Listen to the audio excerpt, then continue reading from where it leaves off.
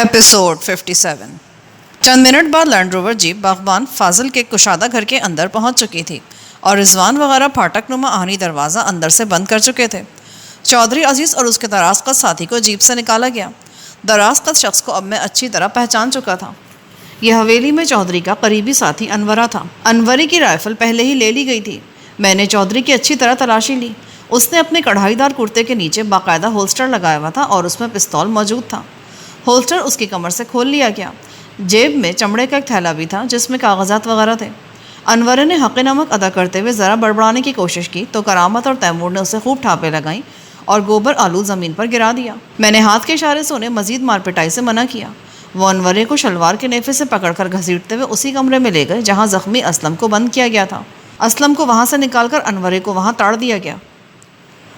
زخمی اسلم کو دیکھ کر چودھری عزیز کے چہرے پر برستی حیرت کچھ اور گہری ہو گئی۔ میں نے اب چادر کا منڈاسا اتار دیا تھا۔ چودھری خشک ہونٹوں پر زبان پھر کر بولا، مجھے یہاں کیوں لائے ہو؟ ہم تجھے نہیں لائے چودھری، تجھے تیری تقدیر گھیر کر لائی ہے۔ میں سمجھا نہیں، لیکن ہم سب کچھ سمجھ رہے ہیں۔ جب گیدڑ کی موت آتی ہے تو وہ شہر کا رخ کرتا ہے۔ تو نے فاضل کے گھر کا رخ کر لیا۔ تو جاننا چاہتا تھا کہ ابھی بارے نے ہماری لاشوں کے ٹوٹے کر کے نہر میں چلائے ہیں یا نہیں، یہی جاننا چاہتا تھا نا؟ میں نے کھڑے کھڑے زوردار لات چودھری کے سینے پر رسید کی۔ وہ لڑکھڑا کر جیپ کی سائڈ سے جا ٹکرایا۔ اس کے اونچے شملے والی پگڑی گوبر میں جا گری۔ چودھری عزیز نے سنبھل کر کہا، تم اس معاملے کو بہت خراب کر رہے ہو، تمہیں بری طرح پچھتانا پڑے گا۔ اب پچھتانے کی باری تیری ہے چودھری۔ ہم نے جو کچھ جھیلنا تھا جھیل لیا ہے اور تو نے ان ڈکیتوں کے ذریعے جو کچھ کروانا تھا کروا لیا ہے۔ مجھے تمہاری باتوں کی کچھ سمجھ نہیں آ رہی۔ میں یہاں صرف اسلم اور فیقے سے ملنے آیا تھا۔ مجھے بالکل نہیں پتا کہ تم بھی یہاں پر ہو۔ ابھی تیری سمجھ میں سب کچھ آ جائے گا، ایک ایک چیز کھل جائے گی تیرے سامنے۔ میں نے دانت پیس کر ریوالور کی نال ایک بار پھر چودھری کی چربی دار گردن میں گھسیڑ دی۔ تیمور نے زخمی اسلم کو بارے اور فیقے کے ساتھ ہی کمرے میں بند کر دیا تھا اور اب میری طرف آ رہا تھا۔ اس کے ہاتھ میں وہ گرگابی اور خون آلود کپڑے تھے جو چند روز پہلے بارے وغیرہ نے باکو کے جسم سے اتارے تھے۔ تیمور کے چہرے پر اندیشوں کے گہرے سائے لہرانے لگے تھے۔ اس نے کانپتی آواز میں کہا، خاور، یہ چیزیں ادھر پڑی ہوئی تھیں، چھوٹے کمرے میں۔ یار مجھے لگتا ہے تم مجھ سے کچھ چھپا رہے ہو۔ باگو ٹھیک تو ہے نا؟ میں تیمور کو ایک طرف لے گیا۔ میری آنکھوں میں آنسو چھلکنے لگے تھے۔ تیمور کے گلے سے لگ کر میں نے اسے باگو کے بارے میں سب کچھ بتا دیا۔ یہ تیمور کے لیے بھی ایک جان کا صدمہ تھا۔ اس کی آنکھیں گہری سرخ ہو گئی اور پورا جسم تیش کی شدت سے لرزنے لگا۔ رائفل پر اس کی گرفت نہایت سخت ہو گئی تھی۔ اس نے میری طرف دیکھا، آنکھوں میں جیسے اس نے کہا، باگو کے قاتلوں کو زندہ نہیں چھوڑنا۔ میں نے بھی خاموشی کی زبان میں جواب دیا، ہاں نہیں چھوڑیں گے زندہ۔ تیمور کی آنکھوں سے لگاتار آنسو بہہ رہے تھے۔ کچھ ہی دیر بعد ہم دونوں چھوٹے کمرے میں چودھری عزیز کے گن مین انورے کے سامنے موجود تھے۔ انورہ کچے فرش پر سر جھکائے بیٹھا تھا۔ تیمور رائفل بدست اس کے سر پر کھڑا تھا۔ پہلے تو انورے نے بھی چودھری کی طرح کوئی بھی بات ماننے سے انکار کیا، مگر پھر ہمارے تاثرات دیکھنے کے بعد اور تیمور کے ہاتھوں تھوڑی سی مار کھانے کے بعد وہ سمجھ گیا کہ صورتحال اس کی توقع سے کہیں زیادہ خطرناک ہے۔ میں نے اسے بالوں سے پکڑا اور اس کے خون آلود چہرے کو اوپر اٹھاتے ہوئے کہا، دیکھ انورے، اگر اس چار دیواری سے زندہ نکلنا چاہتا ہے اور پھر اپنے بال بچوں کی صورتیں دیکھنا چاہتا ہے تو ہمارے ساتھ تعاون کر۔ جیسے عدالت کے چلنے والے کیسوں کے اندر ایک سلطانی گواہ ہوتا ہے، تو بھی سلطانی گواہ بن جا۔ جو کچھ بھی عزیز نے کیا ہے وہ صاف صاف بتا دے۔ میرا کوئی قصور نہیں ہے شاہ خاور صاحب، آپ کو پتہ ہے میں تو حکم کا بندہ ہوں۔ پہلے والد جی کا حکم مانتا تھا، اب چودھری کا مانتا ہوں، اسی لیے تو تیری جاں بخشی کی بات کر رہے ہیں۔ تیمور نے خوفناک لہجے میں کہا، چل فٹافٹ شروع ہو جا۔ اس کے ساتھ ہی تیمور نے اسے رائفل سے بے رحم ٹہوکا دیا۔ تھوڑے سے توقف کے بعد انورے نے اعترافی لہجے میں بتایا، یہ بات ٹھیک ہے کہ بارے اور فیقے کو چودھری صاحب نے آپ پر ہاتھ ڈالنے کے لیے کہا تھا، لیکن کیا؟ جہاں تک مجھے پتا ہے جی، چودھری نے کسی کو جان سے مارنے کا نہیں کہا تھا۔ چودھری چاہتا تھا کہ آپ کو مارا جائے، بے شک ایک آدھ ہڈی توڑ دی جائے، اس کے بعد آپ سے معافی نامہ لکھوایا جائے اور سادے کاغذ پر دستخط وغیرہ کرائے جائیں، پھر آپ کو مجبور کیا جائے کہ آپ علاقہ چھوڑ جائیں اور کبھی اپنی صورت نہ دکھائیں۔ تم بکواس کرتے ہو۔ تیمور نے رائفل کی بیرل سے انورے کے سر پر زوردار ضرب لگائی۔ میں نے ہاتھ کے اشارے سے اسے منع کیا۔ انورے نے کراہتے ہوئے کہا، میں وہی بتا رہا ہوں جو کچھ مجھے پتا ہے۔ ہو سکتا ہے کہ باگو کے مرنے کے بعد بارے وغیرہ نے ارادہ بدل دیا ہو، پر پہلے ان کا پروگرام یہی تھا۔ اگلے 10-15 منٹ میں انورے نے سلطانی گواہ کے طور پر جو کچھ بتایا اس کا خلاصہ کچھ یوں تھا۔ چودھری عزیز کو پتہ چلا تھا کہ بارہ ساہیوال کی جیل توڑ کر بھاگا ہوا ہے اور اپنے 4 ساتھیوں سمیت خراس پور کے آس پاس چھپا ہوا ہے۔ بارے کے ساتھ چودھری کی پرانی جان پہچان تھی۔ اس نے انورے کے ذریعے بارے سے رابطہ کیا اور اس کے ذمے یہ کام لگایا کہ وہ مجھے مراد پور سے اٹھائے اور اپنے ٹھکانے پر لے آئے۔ وہ میری ہڈی پسلی توڑوا کر مجھے یہاں سے ہمیشہ کے لیے بھگا دینا چاہتا تھا۔ یقیناً اس میں مجھے قتل کر دیے جانے کا امکان بھی موجود تھا۔ حالات ایسے ہوئے کہ بارے کو میرے ساتھ ساتھ باگو کو بھی اٹھانا پڑ گیا۔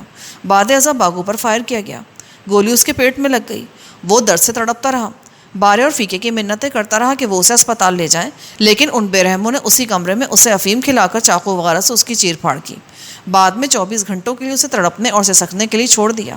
اسی کمرے کے کچے فرش پر وہ جواں سال ایڑیاں رگڑ رگڑ کر مر گیا۔ اس کی لاش بوری میں ڈال کر اور وزن باندھ کر نہر میں پھینک دی گئی۔ انورے نے اپنی گفتگو میں اس جگہ کی نشاندہی بھی کی جہاں لاش نہر برد کی گئی تھی۔ باگو کی موت کے بعد بارے اور فیکے نے مجھے قتل کرنے کا ارادہ کر لیا تھا۔ گن مین انورے کو یہ معلوم نہیں تھا کہ بارے کے اس ارادے میں چودھری عزیز شریک تھا یا نہیں۔ آج تم یہاں کیسے آئے تھے؟ میں نے پوچھا۔ دراصل جی، ہم نہر پار کے گاؤں خراس پور میں آئے ہوئے تھے۔ چودھری نے پٹواری شفیع سے اپنی زمینوں کی کچھ فردیں نکلوانی تھی۔ یہ کام کرانے کے بعد چودھری نے بارے اور فیکے سے ملنے کا سوچا۔ میرے خیال میں وہ یہاں کے حالات جاننا چاہتا تھا، کیونکہ 4-5 دن سے اسے یہاں کی کچھ خبر نہ تھی۔ اس نے جیپ پیچھے کھڑی کی اور مجھے بارے کو بلانے کے لیے یہاں بھیج دیا۔ انورے سے پوچھ تاچھ کرنے کے بعد ہم دونوں بد نصیب لڑکیاں مہناز اور فاضل کی نوکرانی کالو کے پاس پہنچے۔ میں نے دونوں لڑکیوں سے علیحدہ علیحدہ بات کی۔ دونوں نے رو رو کر اپنے اوپر ہونے والے ستم کی داستان سنائی۔ اس کہانی کی تفصیل میں جانے بغیر ہی سب کچھ سمجھا جا سکتا ہے۔ کالو کے جسم پر کئی نیل تھے۔ وہ لوگ اسے زبردستی شراب بھی پلاتے رہے تھے۔ اسی طرح ماچھن کی 9 عمر لڑکی مہناز کے دبلے پتلے جسم پر بھی درندگی کے نشانات تھے۔ جیل سے بھاگے ہوئے ان ڈکیتوں نے اسے پلاسٹک کی گڑیا کی طرح توڑ پھوڑ ڈالا تھا۔ میں نے ڈری سہمی مہناز کا سر چوما اور میری آنکھوں میں آنسو آ گئے۔ مجھے یوں لگا جیسے اس کی بربادی کی ذمہ داری بھی مجھ پر آتی ہے۔ میری ہی وجہ سے تم ان کتوں کے ہتھے چڑھی تھی۔ ہاں، آج میری سمجھ میں آ رہا تھا کہ میرے جیسے عام لوگ قاتل کیسے بنتے ہیں۔ میرے اندر مہناز، کالو اور باگو کے مجرموں کے خون کی پیاس بڑھتی جا رہی تھی۔ تیمور کے بعد اب مجھے بھی بارے کے متعلق کافی کچھ یاد آ رہا تھا۔ یہ بندہ نامی گرامی مجرم تھا اور اس کے سر کی قیمت وغیرہ بھی مقرر ہوئی ہوئی تھی۔ غالباً علاقہ غیر سے بھی اس کا تعلق رہا تھا۔ اس کے ساتھ ساتھ مجھے یہ بھی اچھی طرح پتا تھا کہ اگر ان لوگوں کو پولیس کے حوالے کر دیا گیا تو پھر ان کے زندہ بچ جانے کے امکانات بھی پیدا ہو جائیں گے، اور یہ مجھے کسی صورت بھی قبول نہ تھا۔ میرا تو دل چاہتا تھا کہ ان کو مہناز اور کالو کے سامنے کھڑا کروں اور وہ انہیں اپنے ہاتھوں سے گولیاں ماریں، مگر ان بیچاریوں میں اتنی ہمت نہ تھی۔ شام کے سایہ تیزی سے پھیل رہے تھے۔ سورج مغربی جھاڑیوں کے پیچھے اوجھل ہو رہا تھا۔ باغ میں پرندوں کی پرشور چہکار شروع ہو گئی تھی۔ اس باغ سے آگے اور خضرا جھاڑیوں سے پرے کسی کو معلوم نہ تھا کہ محمد فاضل کے اس الگ تھلگ مکان میں کیا ہو رہا ہے اور کیا ہونے والا ہے۔ شام ہوتے ہی زینب، اس کے بچے فاضل، مہناز اور کالو وغیرہ صحن کے شمالی کنارے پر اپنے کمرے میں بند ہو گئے۔ میں، تیمور اور کرامت اس کمرے میں آ گئے جہاں بارے، فیکے اور اسلم کے ہاتھ بڑی مضبوطی سے پشت پر باندھے جا چکے تھے۔ فیکا کچھ زیادہ ہی تنفن دکھا رہا تھا، اس لیے کرامت نے اس کے پاؤں بھی سن کی رسی میں جکڑ دیے تھے۔ اب وہ تینوں قیدیوں کی طرح کمرے کی کچی دیوار سے ٹیک لگائے بیٹھے تھے۔ چودھری عزیز کو میں نے تماشے کے لیے سلاخدار کھڑکی کے پاس بٹھا دیا تھا۔ اس میں اتنی ہمت نہیں تھی کہ وہ کسی بھی طرح کی مزاحمت کر سکتا۔ بارے اور اس کے ساتھیوں نے ہمارے چہروں پر اپنی موت کی پرچھائیاں دیکھ لی تھی، اسی لیے وہ بے حد مضطرب نظر آ رہے تھے۔ بارہ کبھی دھمکیاں دینے لگتا، کبھی مفاہمت کی باتیں کرنے لگتا۔ ہاتھ بندھوانے سے پہلے اس نے سخت مزاحمت کی تھی اور اس کے جسم پر کئی چوٹیں آئی تھیں۔ فیکے نے منہ سے جھاگ اڑاتے ہوئے کہا، اگر ہمیں کچھ ہوا نا تو ہمارے ساتھی تمہاری پوری نسل ختم کر دیں گے، چھوٹے چھوٹے بچوں کو بھی مار ڈالیں گے۔ بارے نے اسے خاموش رہنے کو کہا اور دھیمے مگر کانپتے ہوئے لہجے میں بولا، دیکھو جو کچھ ہوا ہے ہم اس کے لیے ہرجانہ دینے کو تیار ہیں، تم جتنی رقم مانگو گے ہم دے دیں گے۔ تیمور نے زہر خند لہجے میں کہا، 50-50 لاکھ دو گے ان دونوں لڑکیوں کو، 1-1 کروڑ دو گے باگو کے وارثوں کو؟ اگر تم مہلت دو گے تو شاید اتنے دے بھی دیں گے، مگر مسئلہ تو یہی ہے کہ تم چاروں کے پاس مہلت نہیں ہے، تمہارا دانہ پانی پورا ہو چکا ہے۔ میں نے 3 کی بجائے 4 کی بات کی۔ چودھری عزیز کا ہلدی رنگ کچھ اور ہلدی ہو گیا۔ اس نے کچھ کہنے کی کوشش کی مگر آواز اس کے گلے میں ہی لڑکھڑا کر رہ گئی۔ مفاہمت کے چند جملے بولنے کے بعد بارہ ایک بار پھر طیش میں آ گیا۔ اس نے گندی گالیاں دی اور اپنی جگہ سے اٹھنے کی کوشش کی۔ کرامت نے اس کے سر پر رائفل کے بٹ مار کر اسے پھر کچے فرش پر بٹھا دیا۔ میرے اندر عجیب سی صفاقی پروان چڑھ رہی تھی۔ میں نے بارے کا 38 بور ریوالور نکال لیا۔ اس میں 6 گولیاں تھیں۔ میں نے 4 نکالی اور ریوالور تیمور کی طرف بڑھا دیا۔ لو بھائی تیمور، تم نے چرخی گھما کر 6 فائر کرنے ہیں اس پر، اگر بچ گیا تو ٹھیک ہے، چھوڑ دیں گے اس حرامی کو۔ بارے کا رنگ زرد ہو گیا۔ میں نے کہا، پریشان کیوں ہو رہے ہو؟ تمہارا ہی تو بتایا ہوا کھیل ہے یہ۔ تیمور نے فیکے کی طرف اشارہ کرتے ہوئے کہا، میرا تو خیال ہے اس کی طرف سے شروع کریں، اس کو کچھ زیادہ ہی جلدی دوسری طرف جانے کی۔ میں نے تائیدی انداز میں سر ہلا دیا۔ اگلے 3-4 منٹ بیحد سنسنی خیز اور خوفناک تھے۔ ان کی خوفناکی بس وہی شخص محسوس کر سکتا تھا جو ریوالور کے سامنے تھا۔ جتنی بار تیمور نے ٹریگر دبایا، فیکا اتنی ہی بار مرا اور پھر زندہ ہوا، اور وہ یقیناً اس سے بھی برے سلوک کا مستحق تھا۔ بے پناہ دہشت کے سبب اس کے جسم کا سارا خون نچڑ چکا تھا اور سراپا شدید لرزے کی زد میں تھا۔ چیمبر میں 2 گولیوں کے ساتھ 6 فائر کا تناسب بے حد سنگین تھا۔ فیکے کے بچ نکلنے کے امکانات بہت کم تھے۔ 2-4 فائر تک تو بچا رہا، لیکن جب تیمور نے چرخی گھما کر 5ویں بار ٹریگر دبایا تو ایک دھماکے سے گولی فیکے کی بائیں کن پٹی میں گھس گئی۔ اس کے سر نے زوردار جھٹکا کھایا اور وہ بیٹھا بیٹھا ریت کی بوری کی طرح دائیں طرف لڑک گیا۔ اس کی کن پٹی سے نکلنے والا خون تیزی سے کچے فرش پر پھیلنے اور جذب ہونے لگا۔ بارے نے ایک بار پھر اٹھنے کی کوشش کی۔ کرامت نے پھر اس کے سر پر رائفل کے بٹ مارے اور زمیں بوس کر دیا۔ اس کے سر سے خون رسنے لگا تھا۔ فیکے کے بعد اسلم کی باری آئی۔ فیکے کے خون اگلے جسم نے اسے موت سے پہلے ہی آدھا مار دیا تھا۔ اس کے زخمی ہونٹوں پر پپڑیاں جم گئی تھیں۔ اس بار ریوالور میرے ہاتھ میں تھا۔ اب پھر اس میں 2 گولیاں تھیں اور مجھے چرخی گھما کر فائر کرنا تھا۔ قدرت کی طرف سے اسلم پر مہربانی ہوئی۔ اسے زیادہ دیر موت اور زندگی کے درمیان نہیں لٹکنا پڑا۔ میں نے دوسری بار ٹریگر دبایا کہ ریوالور بول اٹھا۔ دھماکے کے ساتھ شعلہ نکلا اور 38 بور کی وزنی گولی اسلم کے سر میں اتر گئی۔ اسلم کے خوچنکا جسم کو فرش پر لڑکتے دیکھ کر بارے نے دیوانوں کی طرح چلانا شروع کر دیا۔ وہ سمجھ گیا کہ اب اس کی باری ہے اور یہ بڑی سنگین باریاں تھیں۔ چیمبر میں 2 گولیوں کے ساتھ 6 فائر صاف صاف موت کا سندیسہ تھے۔ کرامت نے بارے کے سر پر رائفل کا دستہ مارنا چاہا۔ اس نے سر جھکا کر کرامت کے سینے پر ٹکر رسید کی اور کمرے کے دروازے کی طرف بڑھا۔ اس کے ساتھ ہی وہ چلایا، بچاؤ بچاؤ۔ میں نے عقب سے اس کی گردن دبوچ کر کہا، اگر یہاں باگو اور دونوں کڑیوں کی آواز کسی نے نہیں سنی تو تیری بھی کوئی نہیں سنے گا۔ بارے کے بدبودار جسم میں کسی جنگلی سانڈ کی سی طاقت تھی۔ اس نے تیمور کے پیٹ میں لات رسید کی اور مچھلی کی طرح تڑپ کر خود کو مجھ سے چھڑانا چاہا۔ ہم اوپر نیچے چارپائی پر گرے اور چارپائی کا بازو ایک کڑاکے سے ٹوٹ گیا۔ اس دوران میں چودھری عزیز نے بھی دروازے کی طرف بڑھنا چاہا، مگر کرامت نے رائفل کی نال اس کے دل کے مقام پر رکھ کر اسے ایک دیوار سے لگا دیا۔ یک مجھے احساس ہوا کہ بارے کی پشت پر بندھے ہاتھ کھلنے والے ہیں۔ رسی کی بندش ڈھیلی ہو چکی تھی۔ اب مزید خطرہ مول لینا مناسب نہیں تھا۔ میں نے خود سے برسر پیکار بارے کے جبڑے کے نیچے ریوالور رکھا اور اوپر نیچے 3 دفعہ ٹریگر دبا دیا۔ گولی بارے کا تالو چیرتی ہوئی اس کے دماغ میں گھس گئی۔ ایک جھٹکے کے ساتھ اس کی شدید مزاحمت ختم ہو گئی اور ہاتھ پاؤں ڈھیلے پڑ گئے۔ اس کی گردن کے سراغ سے بہنے والا گرم خون میرے ہاتھ کی پشت پر گر رہا تھا۔ چودھری نے آنکھیں بند کر لیں اور دیوانگی کے عالم میں چلایا، میں نے کچھ نہیں کیا، میں نے کچھ نہیں کیا، مجھے چھوڑ دو، مجھے جانے دو۔ اس کی آواز میں خوف آمیز طیش کی بلند لہریں تھیں۔ مجھ پر درندگی سوار ہو رہی تھی۔ میرے اشارے پر کرامت اور تیمور نے رضوان کے ساتھ مل کر چودھری عزیز کے ہاتھ پشت پر باندھ دیے اور اسے پر کٹی مرغی کی طرح کمرے کے کونے میں پھینک دیا۔ چودھری کے چہرے پر موت کی گہری زردی کھنڈ گئی تھی۔ اس نے ایک بار پھر دہشت سے بگڑی ہوئی آواز میں دہائی دی کہ اس نے کچھ نہیں کیا۔ میں نے کہا، بے شک تم نے خود کچھ نہیں کیا، لیکن سب کچھ کروانے والے تم ہی ہو۔ تمہارے حکم پر ہی میں چپ چاپ حویلی سے نکل آیا، لیکن تیری دشمنی نے پھر بھی میرا پیچھا نہ چھوڑا۔ باگو کی جان گئی، 2 لڑکیوں کی عزت برباد ہوئی اور ابھی تیرے ہرکاروں نے مجھے قبر میں بھی پہنچانا تھا۔ دیکھ میرے پنڈے کو، اس پر جتنے پھٹ لگے ہیں وہ تیرے ہی لگائے ہوئے ہیں، اور دل پر جو پھٹ تیری کمینگی نے لگائے ہیں ان کا تو کوئی حساب ہی نہیں۔ میں نے موڑے پر بیٹھ کر بڑے اطمینان سے پھر 2 گولیاں ریوالور کے چیمبر میں ڈال لیں۔ فرش پر پڑی 3 لاشوں نے ماحول کو سنگین تر کر رکھا تھا۔ چودھری عزیز ایک دبنگ شخص تھا، مگر یقینی موت کو روبرو دیکھ کر اس کی حالت ناگفتبہ ہو گئی تھی۔ وہ گھگھیایا، شاخاور، میں نے کچھ نہیں کیا، میں بڑی سے بڑی قسم کھانے کو تیار ہوں۔ ہاں، میں اپنا قصور مانتا ہوں۔ میں نے بارے سے کہا تھا کہ وہ تمہیں ڈرا دھمکا کر یہاں سے نکال دے۔ ڈرا دھمکا کر نکال نہیں دے، مجھے ہر طرح سے ذلیل و خوار کرے، میری ماں بہن کو بھی اس 4 دیواری میں لائے اور پھر ہم سب کو عبرت ناک موت کا مزہ چکھائے۔ یہ کہہ کر میں نے ایک زوردار ٹھوکر چودھری کی پسلیوں میں رسید کی۔ وہ بھینسے کی طرح ڈکرایا اور بار بار نفی میں سر ہلانے لگا۔ میں نے ایسا کچھ نہیں کیا خاور، بارے نے اپنی مرضی چلائی ہے، پھر بھی میں تم سے معافی مانگتا ہوں۔ تم جو کہو میں کرنے کو تیار ہوں۔ اگر تم کہتے ہو تو میں سب کچھ چھوڑ کر چلا جاتا ہوں، میں کہیں کنارہ کر لیتا ہوں۔ باگو نے بھی جان بچانے کے لیے ایسی منت ترلے کیے تھے، لیکن تم لوگوں نے اسے معاف نہیں کیا۔ مجھے بھی کسی نے معاف نہیں کرنا تھا، اسی کمرے میں تڑپا تڑپا کے مار دینا تھا۔ میں نے چرخی گھما کر ریوالور چودھری کی طرف سیدھا کر دیا۔ اس کی آواز گلے میں پھنسنے لگی تھی، پتہ نہیں وہ کیا بول رہا تھا۔ میں نے ٹریگر پر انگلی رکھی۔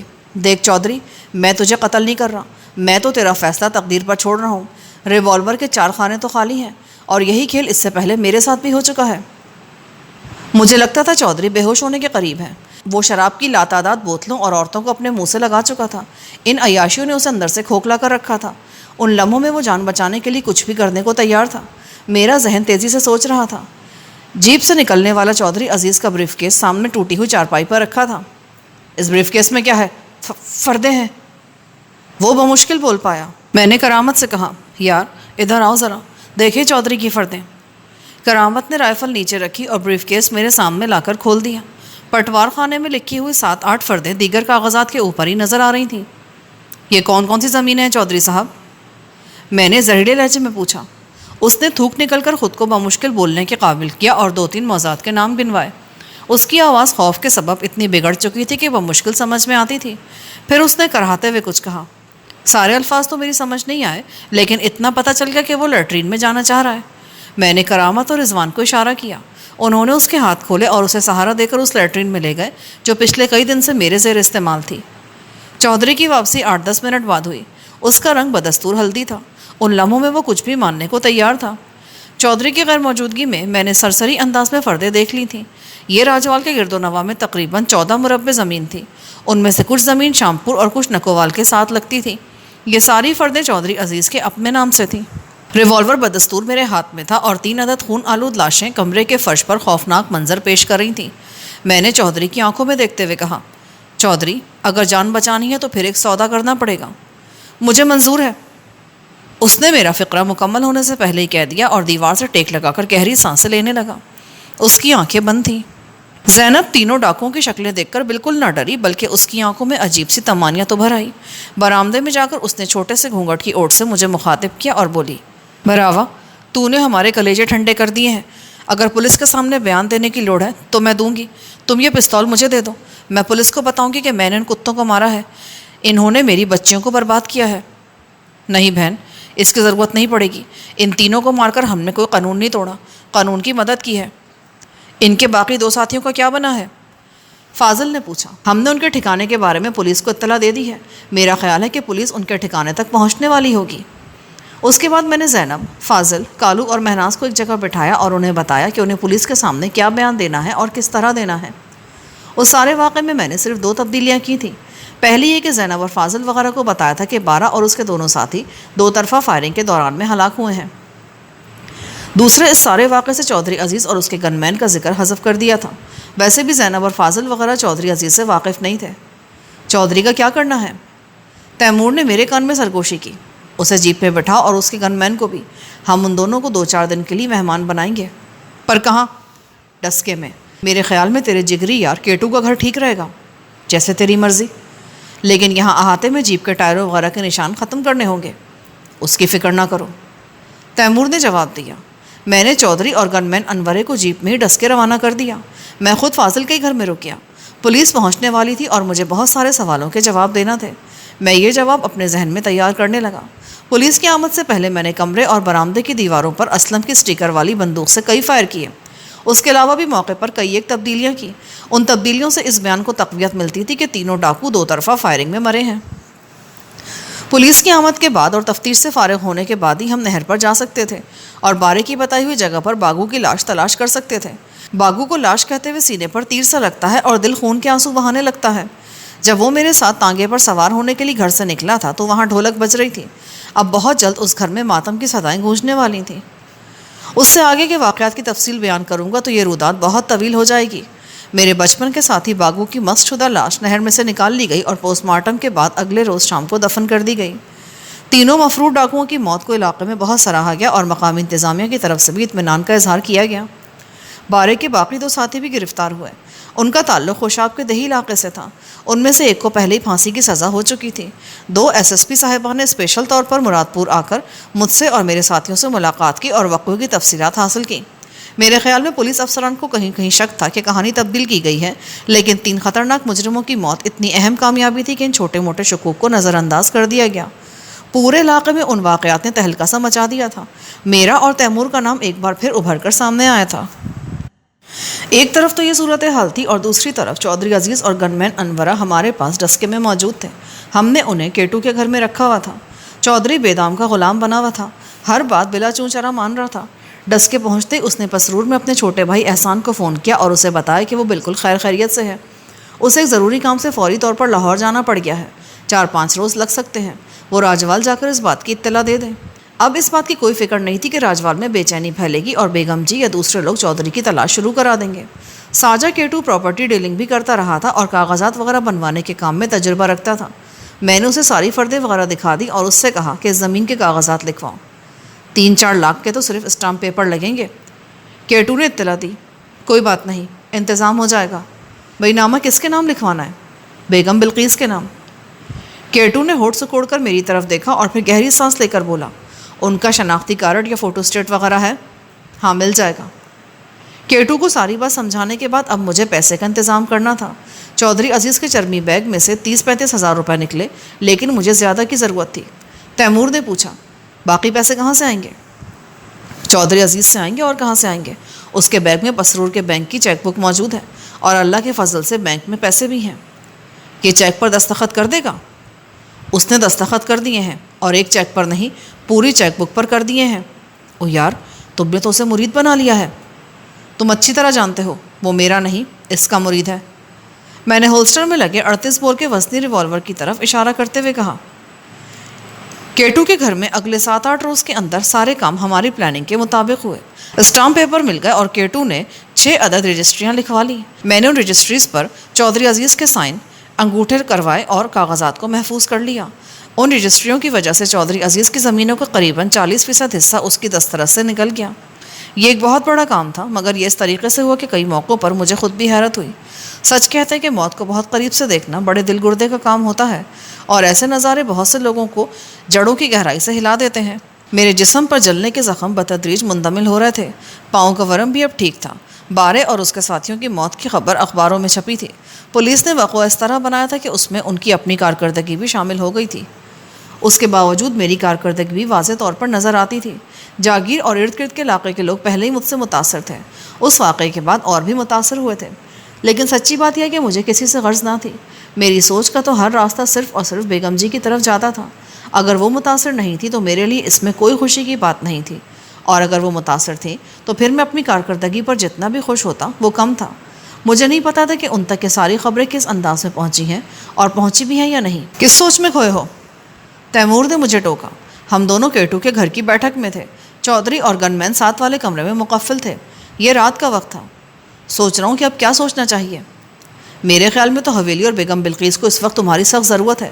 اگر تم نے ذمہ داری سے پیچھے ہٹے تو یہ سخت ناانصافی ہوگی، اور تم جانتے ہو تمہارے لیے والد جی کا آخری حکم بھی یہی تھا۔ لیکن وہاں میرے جانے سے بھی کئی مسئلے ہوں گے۔ بہت سے لوگ بہت سی باتیں بنائیں گے۔ وہ باتیں بنانے والوں کو مارو گولی۔ باتیں بنانے والے اب بھی کون سا چپ ہیں، وہ باتیں ہی بنا رہے ہیں۔ لیکن ایک بات میری سمجھ میں بڑی اچھی طرح آ رہی ہے، چودھری عزیز کو ہم کتنا بھی نیچے لگا لیں، حویلی واپس پہنچ کر اس میں تھوڑا بہت ٹیڑھا پن تو آ ہی جانا ہے۔ اگر تم یہ سوچ رہے ہو کہ حویلی سے دور رہ کر حویلی کے معاملوں کو کنٹرول کر لو گے تو یہ تمہاری بہت بڑی بھول ہے۔ ایسا ہو ہی نہیں سکتا۔ چودھری کی طرف سے تو مجھے زیادہ ڈر نہیں ہے، اس کا سارا زہر تو ہم نے نکال ہی لیا ہے۔ یار، بات صرف چودھری کی نہیں ہے، اس کے 2 درجن رشتہ دار بھی تو حویلی کے اندر ہی موجود ہیں۔ نکووال میں بھی اس کے رشتہ دار زمینداروں کا زور ہے۔ یہ لوگ بیگم جی کو کسی صورت ان کا حق نہیں دیں گے، اور تم بھی اچھی طرح جانتے ہو کہ انہوں نے زبردست جوڑ توڑ کیا ہوا ہے۔ جو باتیں تیمور کہہ رہا تھا وہ میرے اپنے دل میں بھی تھیں۔ حقیقت یہ تھی کہ بیگم بلقیس اور حامد کو کسی افسوسناک حادثے سے بچانے کے لیے میرا راجوال واپس جانا ضروری ہو گیا تھا۔ اس میں شک نہیں کہ میں خود بھی بیگم جی کی طرف جانا چاہتا تھا، لیکن یہ بھی سچ ہے کہ حالات مجھے پوری طاقت سے واپس راجوال کی طرف دھکیل رہے تھے۔ اس رات میں نے چودھری عزیز کے ساتھ سب کچھ طے کر لیا۔ میں نے کہا، چودھری، اب تک میرے اور تیرے درمیان جو کچھ ہوا وہ ہماری لڑائی کا حصہ تھا، لیکن میں آج سے لڑائی ختم کر رہا ہوں اور تیرے قصور معاف کر رہا ہوں۔ میں نے جو کچھ تجھ سے حاصل کیا ہے اس میں سے صرف باغوں کے خون بہا لوں گا، بس 6-7 ایکڑ زمین جو اس کے بوڑھے ماں باپ اور چھوٹے بھائی کی کفالت کرے گی، باقی سب کچھ تمہارے پاس ہی رہے گی۔ لیکن تم تو رجسٹری کرا رہے ہو۔ رجسٹری کرا رہا ہوں، زمین تو اٹھا کر نہیں لے جا رہا۔ یہ رجسٹریاں بس اس بات کی ضمانت کے طور پر میرے پاس رہیں گی کہ تم ہمارے ساتھ ٹھیک ٹھیک چلتے رہو گے۔ تم نے 2 سادہ اسٹیمپ پیپروں پر بھی دستخط کیے ہیں، ان پیپروں سے بھی تمہیں کسی طرح کا کوئی نقصان نہیں پہنچے گا، بس شرط یہ کہ تمہیں شرافت سے چلنا ہوگا۔ بار بار مت دہراؤ یہ بات، میں نے کہہ دیا ہے نا، تمہیں مجھ سے کوئی شکایت نہیں ہوگی۔ چودھری نے مرے مرے بے جان لہجے میں کہا۔ تو پھر تمہیں بھی ہم سے کوئی شکایت نہیں ہوگی، نہ تمہاری عزت میں فرق آئے گا، نہ تمہاری آمدن میں کوئی کمی ہوگی۔ فرق صرف اتنا ہوگا کہ حویلی میں بیگم جی کا حکم چلے گا۔ بہرحال اس کام میں بھی تمہارے اچھے مشورے قبول کیے جائیں گے۔ میں حویلی میں رہوں گا یا حویلی سے باہر، اس کی کوئی پابندی نہیں ہے، تم جہاں چاہو رہ سکتے ہو، پر شرط وہی ہے کسی بھی طرح بیگم بلقیس اور ان کے بچے کی حق تلفی نہیں ہونی چاہیے۔ یہ بات ذہن میں رکھو چودھری عزیز، میں دشمنوں کا بدترین دشمن ہوں اور دوستوں کا بہترین دوست۔ تم نے کہا تھا میری عزت میں کوئی فرق نہیں آئے گا، لیکن اس کے لیے تمہیں میرا پردہ رکھنا ہوگا۔ میں تمہاری بات سمجھ رہا ہوں چودھری، بے فکر رہو۔ حویلی میں بیگم جی یا کسی دوسرے کو یہاں ہونے والے واقعے کے بارے میں کچھ پتہ نہیں چلے گا۔ کم از کم میں اپنی اور اپنے چاروں ساتھیوں کی طرف سے تو تمہیں پوری گارنٹی دیتا ہوں۔ اگر حویلی میں کسی اور طرح سے یہ بات نکل جائے تو میں اس کا ذمہ دار نہیں ہوں۔ آدھے پون گھنٹے کی بات چیت میں میرے اور چودھری کے درمیان تقریباً سارے معاملات طے ہو گئے۔ حویلی پہنچ کر چودھری کو رضاکارانہ طور پر پیچھے ہٹ جانا تھا اور جاگیر کا کرتا دھرتا بیگم بلقیس کو بنانا تھا۔ بدلے میں مجھے یہ کرنا تھا کہ بارے اور فیقے وغیرہ کے معاملے میں کسی بھی طرح چودھری عزیز کا نام نہ آئے۔ چودھری نے وعدہ کیا کہ وہ جاگیر کا انتظام چلانے میں ہر طرح سے بیگم بلقیس کی مدد کرے گا۔ اس روز چودھری عزیز اپنے ذاتی محافظ انورے کے ساتھ راجوال واپس چلا گیا۔ وہ اپنی جیپ خود ڈرائیو کر کے گیا تھا۔